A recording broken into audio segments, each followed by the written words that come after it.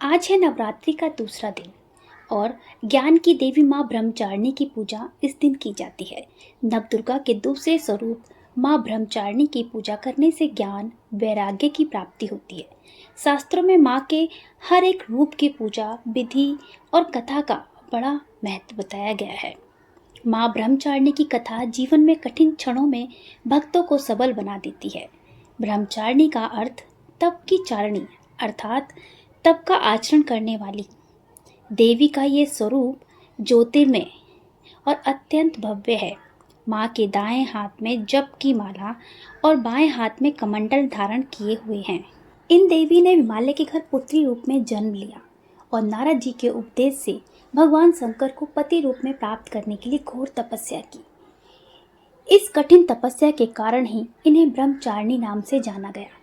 हजारों वर्षों तक इन्होंने केवल फल फूल खाकर बिताए, बरसों तक केवल जमीन पर रहकर शाक पर निर्वाह किया, कुछ दिनों तक कठिन उपवास रखे, खुले आकाश के नीचे वर्षा और धूप के घोर कष्ट सहे, हजारों वर्षों तक केवल सूखे बेल पत्र खाए और भगवान शंकर की आराधना करती रहीं। इसके बाद तो उन्होंने बेलपत्र खाना भी छोड़ दिया। हजारों वर्षों तक निर्जल और निराहार रहकर तपस्या करती रही। बेलपत्रों को खाना छोड़ देने के कारण ही इनको अपर्णा नाम से भी जाना गया। कठिन तपस्या के कारण देवी का शरीर एकदम क्षीण हो गया था। देवता, ऋषिगण, सिद्धगण, मुनि सभी ने ब्रह्मचारिणी की तपस्या का अभूतपूर्व पुण्य कृत्य बताया, सराहना की और कहा, हे देवी, आज तक किसी ने इस तरह की कठोर तपस्या नहीं की है। ये आपसे ही संभव थी। आपकी मनोकामना परिपूर्ण होगी और भगवान चंद्रमौली शिव जी तुम्हें पति रूप में प्राप्त होंगे। अब तपस्या छोड़कर घर लौट जाओ।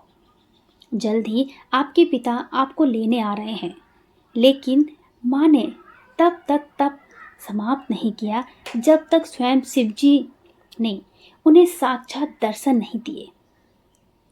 उनसे आशीर्वाद मिलने के उपरांत ही माँ अपने घर की ओर प्रस्थान की। माँ की कथा का सार ये भी है कि जीवन के कठिन संघर्षों में कभी भी मन को विचलित नहीं होने देना चाहिए।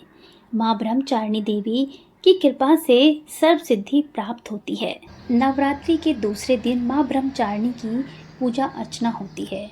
माँ का ये स्वरूप मंगल ग्रह का स्वामी है।